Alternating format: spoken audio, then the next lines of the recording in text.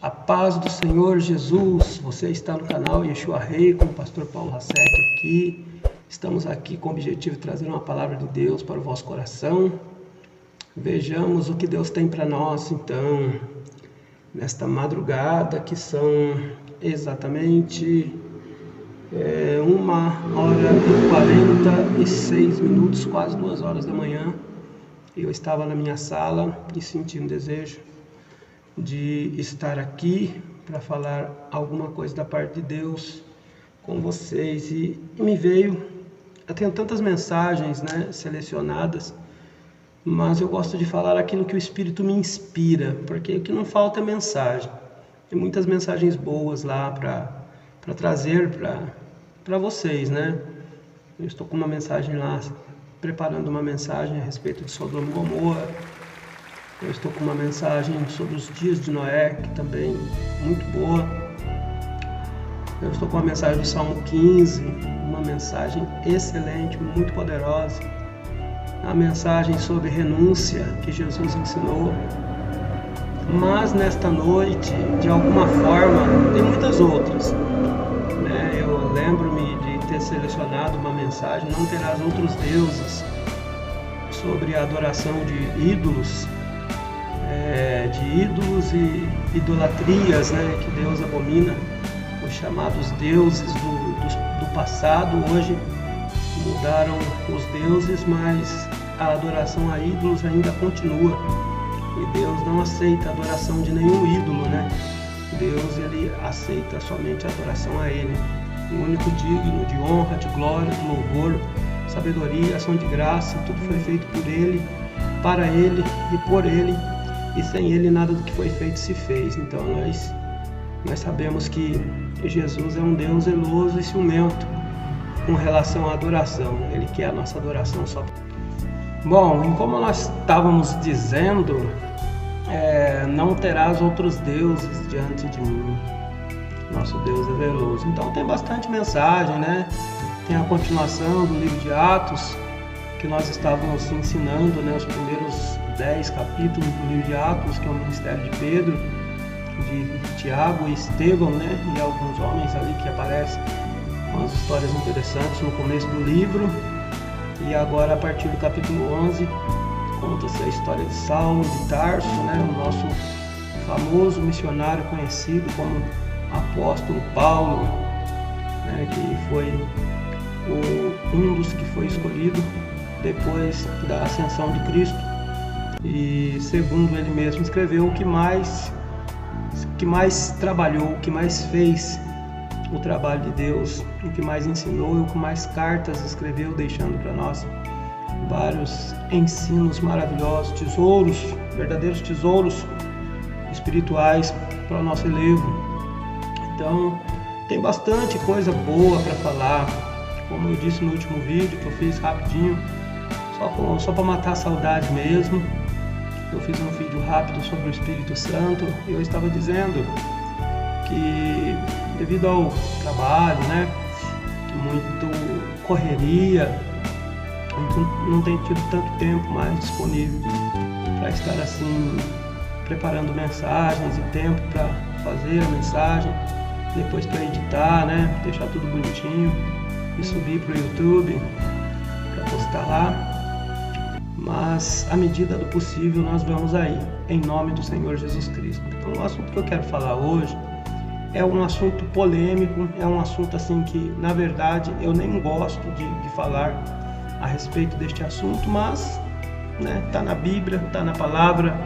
É um assunto polêmico, é um assunto que muita gente se perde, É um assunto muito interessante e é um assunto que Jesus falou a respeito dele também. Paulo também falou, Pedro também falou. Os discípulos e apóstolos ensinaram a respeito do assunto e eu, como servo de Deus, não tenho como não falar. O assunto é dinheiro, Dinheiro, mas pode ficar tranquilo que eu não vou pedir sua aliança, sua casa não, tá bom? É só para nós esclarecer mesmo algumas coisas aqui. Bom, para se tratando de dinheiro, quando começou esse negócio de dinheiro na Bíblia, Vamos bater um papo hoje. Não vou nem abrir minha Bíblia, que eu vou bater um papo com vocês a respeito desse assunto.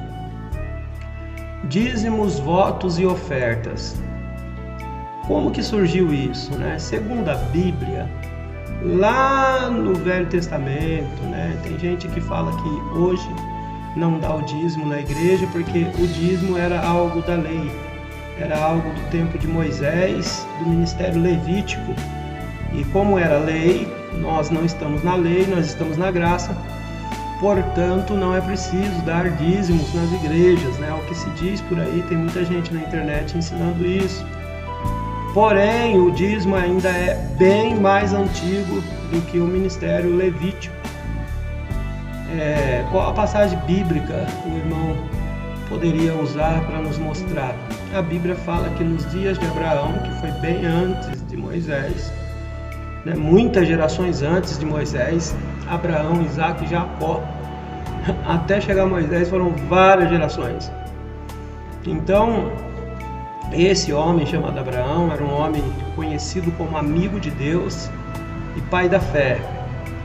Este homem tinha uma comunhão tão profunda com Deus que a Bíblia nos ensina que ele era um homem de fé, saiu da sua terra sem saber para onde ia, somente por uma voz que o dirigia, acreditando que chegaria numa terra que Deus prometeu para ele, uma terra na qual não era a terra onde ele estava morando, ele deveria abandonar sua família, sua parentela e ir junto com a sua família de verdade, que era sua esposa e toda a sua casa, né, que já era um pequeno empresário, tinha algumas pessoas que trabalhavam para ele.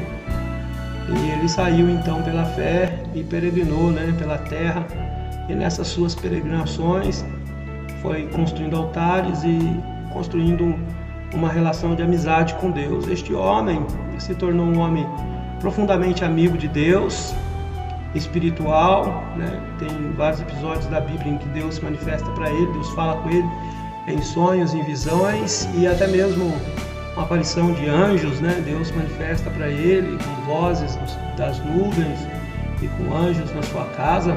Era um homem que realmente tinha a presença de Deus na sua vida. Este homem, eu não sei como e nem sei da onde, mas nos seus dias a Bíblia fala que este homem conheceu um rei, que não se sabe de onde veio este rei e nem para onde ele foi, nem como foi a sua aparição e nem como foi a sua morte, como deixou de existir.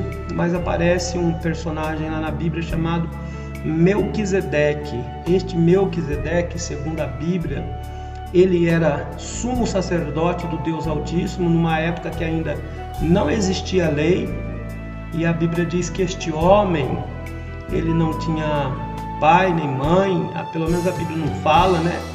Que era uma figura de Cristo, né? Que não tem princípio nem fim, e ninguém sabe exatamente, né, da onde veio. Então este Melquisedeque, ele era conhecido como sacerdote do Senhor, sumo sacerdote de Deus Altíssimo, e ele também era rei de uma cidade chamada Salém, que futuramente foi mudado o nome deste lugar para Jerusalém, depois Jerusalém, cidade onde Davi estabeleceu, né, o seu reino, né? E este homem, sendo ele rei de Salém, que se diz cidade de paz, né, que este homem era o rei da cidade de paz, né? Tem alguma coisa a ver com a figura realmente de Cristo, né, que é o príncipe da paz e é o nosso rei, o rei da paz também. Ao mesmo tempo que é príncipe, porque é filho de Deus, rei, príncipe da paz, ele também é rei, porque é soberano, Senhor de todos e uma única pessoa, com o Pai sendo rei também da paz. Pois bem, este homem que era um intercessor nos dias de Abraão, que era um representante, um porta-voz de Deus, que era uma figura do próprio Deus na terra, a Bíblia diz que Abraão vai até este homem e dá a ele o dízimo de tudo. Então o assunto do dízimo é muito mais antigo do que Moisés. Essa questão de dar para Deus o dízimo, que significa a 10ª parte, quanto que se deve dar de dinheiro numa igreja? Bom, segundo a Bíblia, Quando nós trazemos dízimos na casa do Senhor, nós não estamos meio que dando, nós estamos devolvendo ao Senhor a 10ª parte por orientações. Hoje nós temos, não só pela fé, mas hoje nós temos escrito, vários episódios da Bíblia onde homens e mulheres aprenderam a trazer a primícia, a 10ª parte, chamada dízimo na casa do Senhor, por entender que a casa de Deus é importantíssima e que a casa precisa de se suprir, de se manter, Uma casa não se consegue manter só com palavras, é necessário que uma casa tenha condições financeiras para se manter, de iluminação, de alimento e crescimento, de aquisições, de pessoas para trabalhar na casa e para se manter de uma forma geral. Eu estou trazendo em memória aqui lá o Velho Testamento. Hoje em dia é muito mais fácil de entender, porque hoje nós precisamos de dízimos para pagar aluguel, para pagar água, pagar luz, comprar cesta básica, ajudar alguma irmã que está passando dificuldade com gás, com crianças doentes, com viúvas, com órfãos, e adquirir terrenos, alugar edificações, comprar equipamentos para a igreja, instrumentos de som, ajudar alguma obra missionária, algum missionário que esteja num país verdadeiramente precisando de recursos, conforme a prosperidade de uma igreja. É interessante escolher um projeto missionário para abençoar. Eu tenho isso sempre dentro do meu coração. À medida do possível, eu ajudo quem realmente está precisando, A gente pede a direção para Deus, para não colocar dinheiro em qualquer altar. A gente pede para Deus mostrar um missionário que esteja realmente sofrendo, porque tem muita gente que não está precisando e está recebendo milhões de dinheiro, e a gente vê que o dinheiro está indo para um lugar que não é a obra de Deus, como fazendas, cabeça de gado, aviões, barcos, lanchas, Ferraris, apartamentos caríssimos, empresas sendo compradas com dinheiro de dízimos, ofertas e votos, o que é para mim um erro, porque o dinheiro de Deus deve ser usado na obra do Senhor, no crescimento da obra do Senhor, e ajudar as pessoas que realmente têm dificuldade, porque segundo a Bíblia nunca cessará o pobre na terra. O Senhor fez o rico e o pobre. Então Deus tem um cuidado muito grande com as pessoas pobres. Não é porque ela é pobre que ela está abandonada de Deus. O maior exemplo disso é o rico e Lázaro. O rico era milionário, tinha muito dinheiro, vivia regalado esplendidamente, mas no dia que morreu, foi arrastado para a escuridão, para as trevas, e lá no Hades ele estava em tormento, no meio das chamas. Porém, o mendigo era pobre, mas acreditava, era crente, era um servo de Deus, coração quebrantado e contrito, cheio de humildade por não ter recursos financeiros, sendo humilhado o tempo todo pelo rico. Quando morreu, no mesmo dia, foi levado para o seio de Abraão.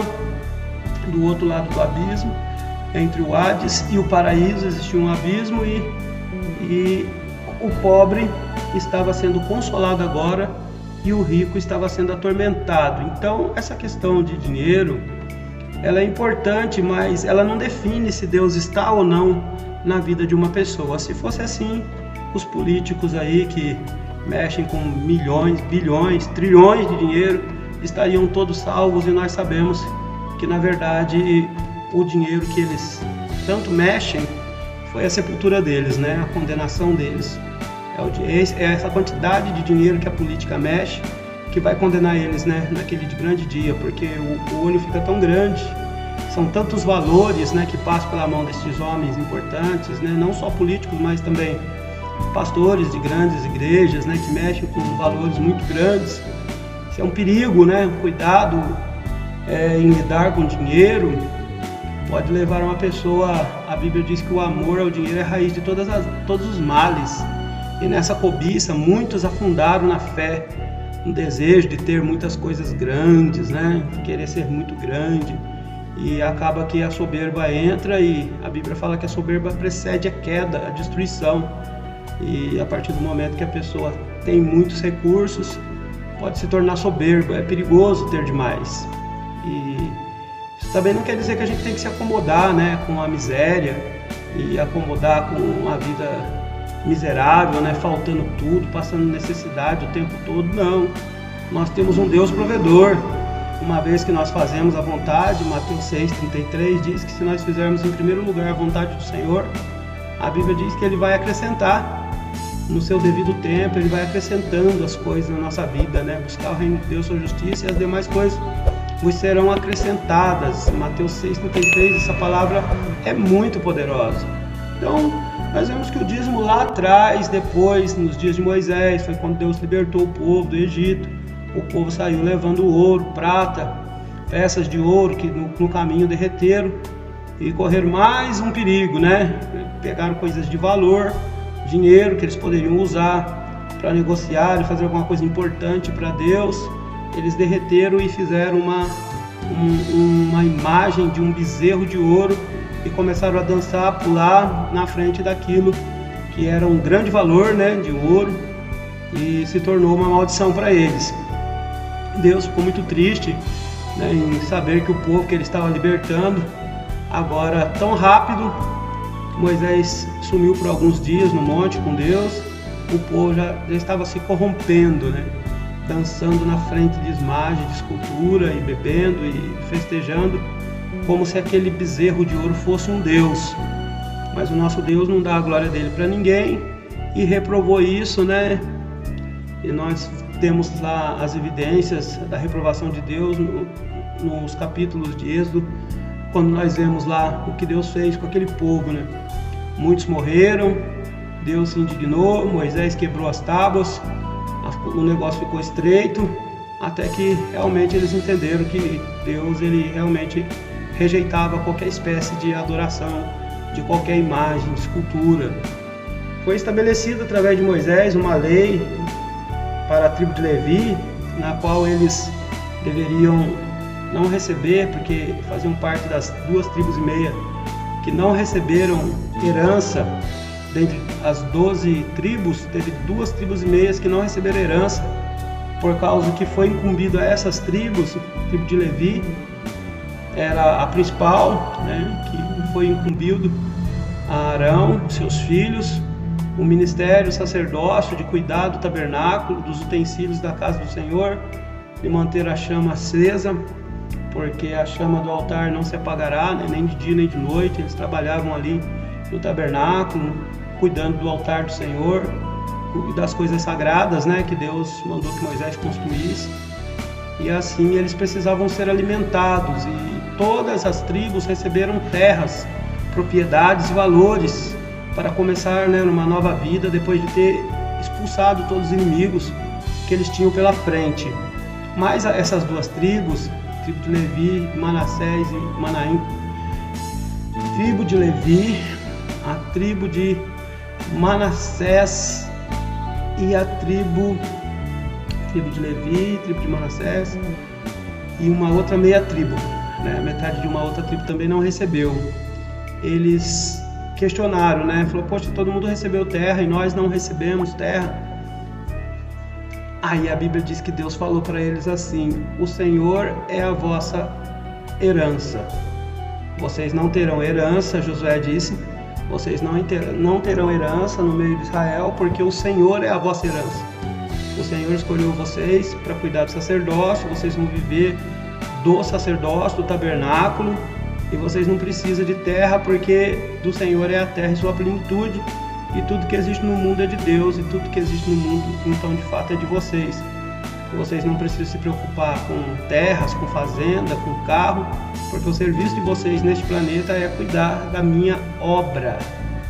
Então, para estes homens que foram separados, consagrados para cuidar da obra, era necessário eles se manterem de alguma forma, já que uma vez que eles não plantam, eles não têm terra, eles não tinham, mas tinham família.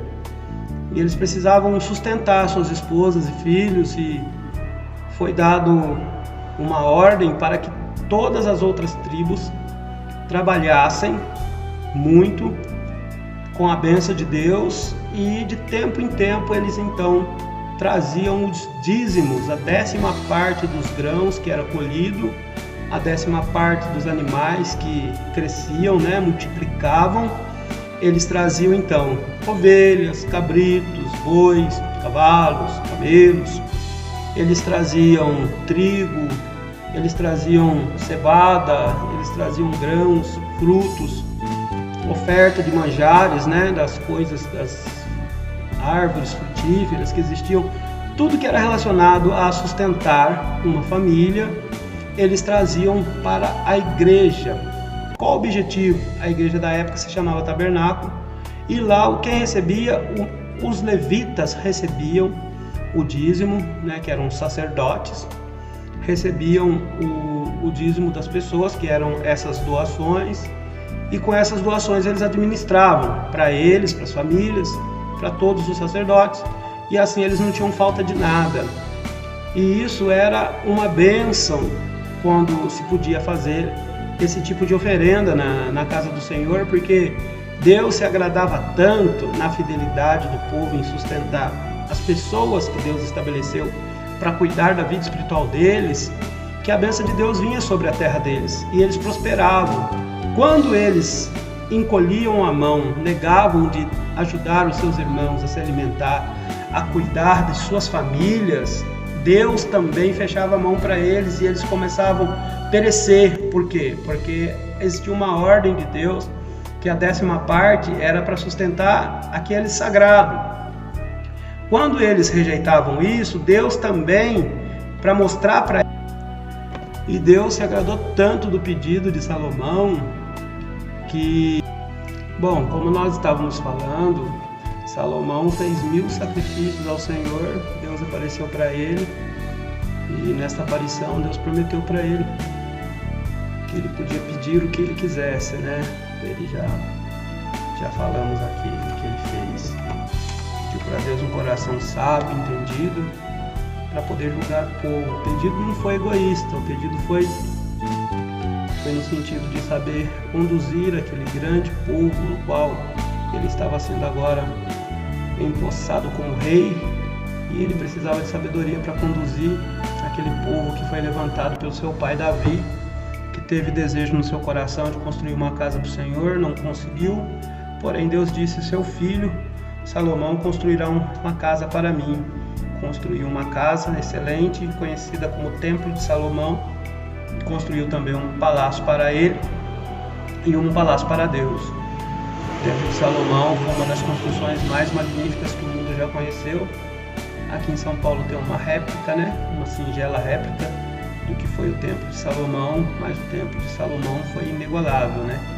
Todos os utensílios de ouro maciço, ouro puro, muitas pedras preciosas, as madeiras mais caras do mundo, e tudo do bom e do melhor foi colocado ali naquele templo para mostrar que era um templo que estava sendo construído verdadeiramente para o Criador do céu e da terra, e que não haveria reservas, né? Que não haveria dó de se doar nada. A Bíblia diz que o povo doou tanto que chegou uma hora que ele teve que pedir para o povo parar de dar, por causa que já tinha o suficiente, né, para fazer a obra que tinha que ser feita, né? Então o nosso Deus é um Deus provedor.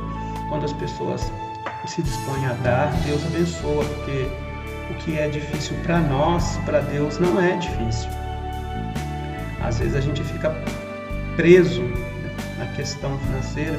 Eu não vou dar, se eu der vai faltar para mim, se eu der eu não vou conseguir pagar isso, esse mês eu me apertei.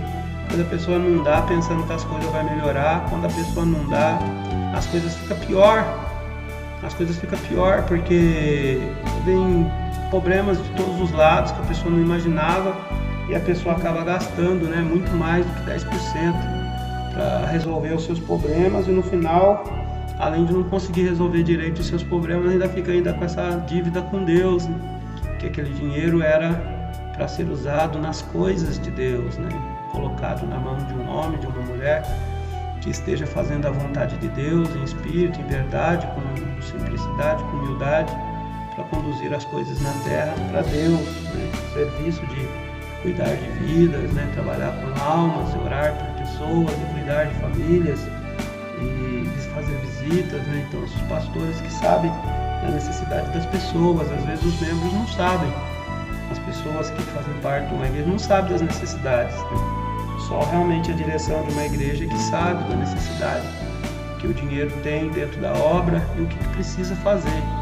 Aí tem aqueles que dizem assim: eu não dou dízimo na igreja, mas eu uso meu dízimo para ajudar as pessoas pobres.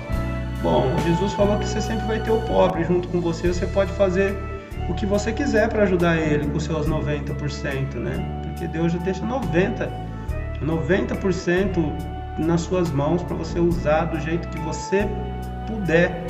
Os 10% você precisa escolher um altar onde Deus mostrar para você, né? Não é nem você escolher, você precisa levar o seu dízimo, a sua oferta num altar onde Deus estabeleceu para você. E os 90% você pode ajudar, pode dar cesta básica, pode comprar remédio, pode ajudar a construir, pode fazer o que você quiser com o seu dinheiro. 90% é seu. Você faz o que você bem entender, desde que você não faça pecado, né? Não comprar pinga, droga, essas coisas. Mas se você quiser usar os 90% para ajudar as pessoas, cada vez que você estende a mão, Deus vai te abençoar mais, para você ter mais, para fazer mais. Você não precisa pegar e querer administrar os 10% de Deus, porque existem homens e mulheres que estão a serviço de Deus para fazer isso na terra. E, mas eu não vou dar dinheiro para homem, porque o homem pega o meu dinheiro, eu não sei o que ele faz com o meu dinheiro. Olha, isso é uma preocupação que não deveria existir, porque seja homem ou mulher, a igreja que você frequenta e os dízimos e ofertas que você leva lá, um dia estes homens, essas mulheres vão dar conta a Deus, a não ser que você não acredita, né? Se você não acredita, então estou falando com as pessoas erradas. Mas se você acredita, estes homens, estas mulheres que pegam o dinheiro suado do suor dos irmãos, que trabalharam o mês inteiro, vão lá com muita dificuldade às vezes, né? Dão aquele dízimo em alguma igreja, no começo tem dificuldade de dar, porque ainda não tem fé suficiente, não tem aquela comunhão com Deus, aí às vezes falha, às vezes não dá direito, né? Às vezes dá com medo de dar. Mas quando a pessoa começa a dar e vê que Deus começa a abrir as portas e as coisas começam a dar certo, na casa da pessoa, para os filhos da pessoa, né? No trabalho da pessoa, a prosperidade começa a vir, as pessoas começam a se lembrar, começam a ganhar coisas e Deus vai liberando, sabe, processos e vai abrindo portas e vai dando oportunidade para os filhos ganharem bolsas de estudo. E aí a pessoa entende que Deus está abençoando, que as coisas estão dando certo, sabe? Deus coloca as pessoas certas no caminho da pessoa. Tudo vem através da pessoa ter um coração generoso. E aí os 90%, a pessoa, com a bênção de Deus, puxa vida, é suficiente. O dinheiro sobra para o mês que vem. Toda vez que virar o mês, sempre vai ter um dinheirinho lá guardadinho. Você não vai gastar tudo, porque a bênção de Deus não deixa você gastar tudo para se cumprir a palavra que diz que o servo de Deus vai ter para emprestar e não para tomar emprestado. Então, como que você vai emprestar se você não tiver? Para você emprestar, se alguém precisar, você precisa ter. E para você ter, você precisa ser fiel. Se você não tem para emprestar, é porque talvez você esteja sendo infiel com Deus. Aí você não está na posição de cabeça, né? Você começa a ficar na posição de ficar precisando da ajuda dos outros. Você precisa pedir para Deus sabedoria, como Salomão pediu, para administrar a bênção de Deus na sua vida. Mas não seja infiel no dízimo. O dízimo não é só coisa do Velho Testamento. Jesus disse a respeito do dízimo: vocês devem dizimar, mas não desprezar a misericórdia e o amor de Deus, porque as pessoas estavam nos dias de Jesus trazendo dízimos e ofertas, não como nos dias de Malaquias e outros profetas, Ageu, por exemplo, na Bíblia, que eles traziam animais cegos, mancos, coxos, sujos, e Deus não estava se agradando, né, daquelas oferendas, né, que estava vindo o resto para Deus. Deus não gostou. Já no dia de Jesus, eles davam os dízimos e ofertas, só que achando que dando dízimos e ofertas, valores altos até, que a bênção de Deus estaria na vida deles, por ele estar dando valores altos, como no caso da viúva pobre, que Jesus ficou observando, né, que eles vinham e colocavam lá suas ofertas altas, né, e a coitada daquela viúva veio e colocou 2 moedinhas, Mas segundo Jesus, que vê todas as coisas, falou que era a única coisa que ela tinha para sobreviver. E pela fé ela foi e colocou tudo que ela tinha. E como que ela ia sobreviver depois, se ela pôs tudo que ela tinha? Jesus falou, olha, em verdade vos digo que essa aqui deu mais do que todos. Por que ela deu mais do que tudo? Porque ela deu tudo que ela tinha. A Bíblia não fala mais, a Bíblia só fala que Jesus observou. Se Jesus estava observando a atitude daquela mulher, é lógico que dali para frente, gente, Jesus abençoou poderosamente aquela mulher, senão a história dela não estaria na Bíblia. Mas o que Jesus quis passar ali, a mensagem que Jesus quis passar, é que não tem a ver com a quantidade, o valor que se deposita no altar, mas o amor, a fé que a pessoa tem de trazer isso no altar. O valor dela era pequeno, mas a fé dela era grande, porque ela deu tudo que ela tinha. E dali para frente ela estava dependendo única, exclusivamente de Deus. Você já viveu isso? De você dar assim, pela fé, fala, Jesus, eu tenho tudo que eu tenho. E você, sabe, dá ali a sua farinha, o seu azeite, como no caso da viúva lá, que o profeta disse, tem alguma coisa para comer? Ela falou assim, olha, eu tenho um pouco de farinha, um pouquinho de azeite. Eu vou fazer um bolo para mim, para o meu filho, nós vamos comer e vamos morrer. Olha o desespero dessa mulher. Aí o profeta falou, vai lá, faz primeiro para mim, depois para você e para o seu filho. Aí ela foi e obedeceu e fez primeiro para o profeta que representava Deus ali naquele momento. E ela deu para o profeta comer, né, o bolo, e ele profetizou para ela, abriu a sua boca santa, abençoada ali, o próprio Deus. Fala assim, ó, que não vai faltar farinha na panela e nem um azeite na botija, não vai faltar. Aí mandou ela pegar vaso em todas as casas vizinhas, encheu a casa dela de vaso, falou, acabou os vasos, acabou todos os vasos, acabou. Agora pega aí e começa a virar o azeite aí. E ela foi virando o azeite, enchia um vaso, 2 vasos, 10, 20, 30, 40, 50, 100 vasos. Foi enchendo tudo de azeite, o milagre da multiplicação. Quando ela foi na panela, a panela estava cheia de farinha. Para quem estava pensando que ia morrer, o extraordinário aconteceu, o milagre aconteceu. Por quê? A questão do dar e receber. É uma coisa que, como no começo da mensagem que eu estava falando, entendeu? A gente não gosta de falar, mas é verdade. Quando você abre a sua mão para ajudar a obra de Deus, Deus faz o extraordinário acontecer. Você acha que aquela mulher imaginava que era possível alguém dar uma direção assim para ela? Ó, vai pegando os vasos e vai juntando na sua casa e vai enchendo os vasos e depois você vai vender e vai viver do resto? Porque teve a generosidade de ajudar um homem de Deus que estava ali fazendo uma obra para o Senhor. Então é assim, nos dias de Jesus, as pessoas davam o dízimo, mas desprezavam a misericórdia e o amor, porque achando que dando grandes valores, eles estavam bem com Deus. Jesus falou, ó, vocês devem dar, né, o dízimo do hortelã, do cominho, dos animais, mas não desprezem o amor e a misericórdia de Deus, porque você não pode comprar o Senhor com dinheiro. Ninguém compra Deus com dinheiro. O dinheiro é para ser usado em benefício da obra de Deus, porém nós não podemos comprar o Senhor trazendo dinheiro na igreja achando que Deus vai retribuir a gente porque a gente trouxe dinheiro.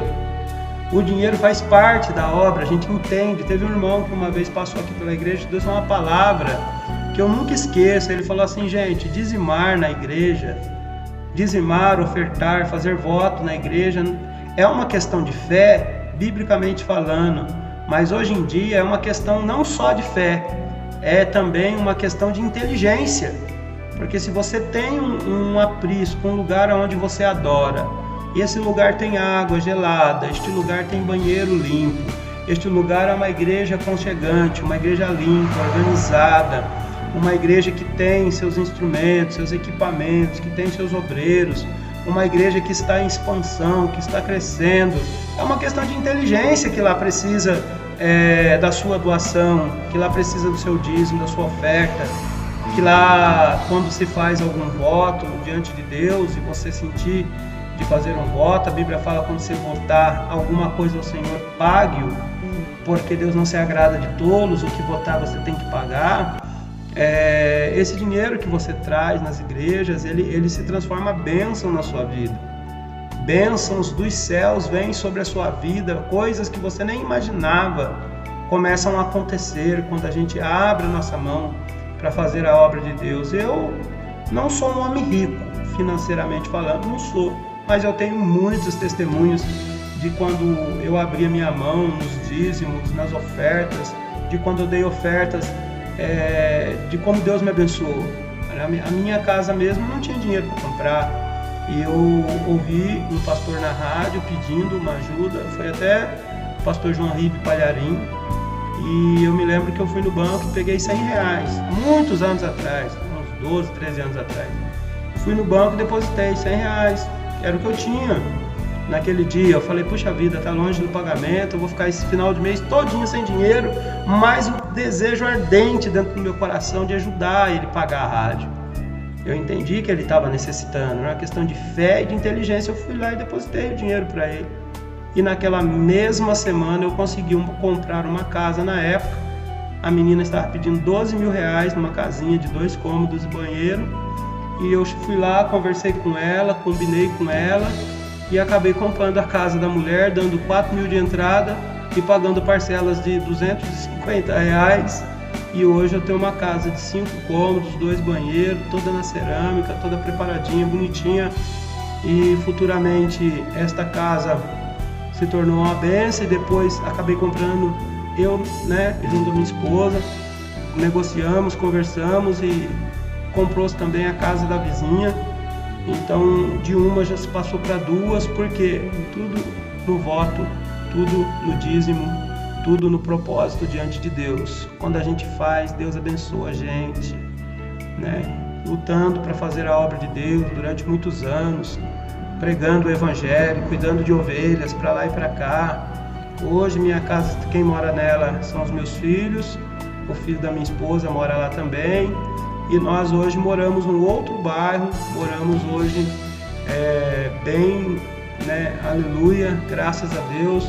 Moramos na igreja, e uma igreja bem aconchegante, bem gostosa, quem conhece sabe.